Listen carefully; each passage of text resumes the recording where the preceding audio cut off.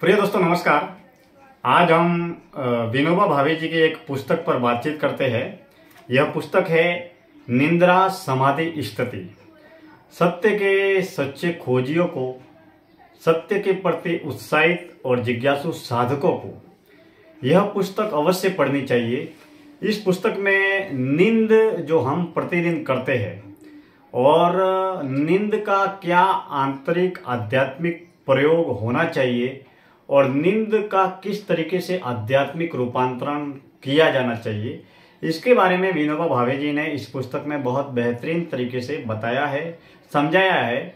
और इन प्रयोगों के माध्यम से हम अपने जीवन में हर रोज जो हमारी 3 अवस्था है, जागृत अवस्था, निद्रा अवस्था और सपने की अवस्था, जिसमें 2 अवस्थाओं में हम सबसे ज्यादा रहते हैं, नींद की अवस्था और जागृत अवस्था।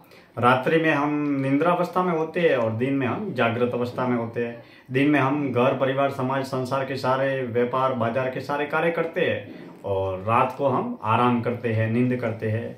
तो यह पुस्तक मेरे को मुंबई के ग्रांट रोड के वेस्ट में गांधी पुस्तकालय है, वहां पर गांधी जी की बहुत सारी पुस्तकें हैं और विनोबा भावे जी की भी वहां पर बहुत सारी पुस्तकें हैं।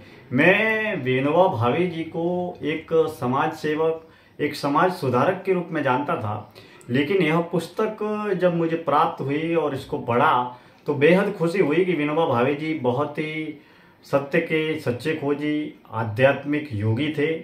और उनकी एक किताबें नहीं, बहुत सारी किताबें हैं जिसमें निंद्रा समाधि स्थिति अवश्य पढ़नी चाहिए।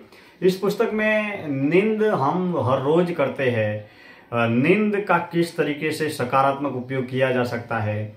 नींद में हमारा देह भी सोता है, मन भी सोता है, प्राण भी सोता है और नींद को किस तरीके से समाधि की अवस्था में धीरे धीरे हम प्रयोग कर सकते हैं। और जब हम शाम को सोते हैं तो जागृत अवस्था से निद्रा अवस्था में प्रवेश करते हैं और सुबह जब उठते हैं तो निद्रा अवस्था से जागृत अवस्था में प्रवेश करते हैं। तो यह अनमोल पुस्तक है। अगर आप वास्तव में जिस तरीके से हम खाना खाते हैं, नहाते हैं, बाजार में घूमते हैं, व्यापार करते हैं, उसी तरीके से हम नींद भी करते हैं।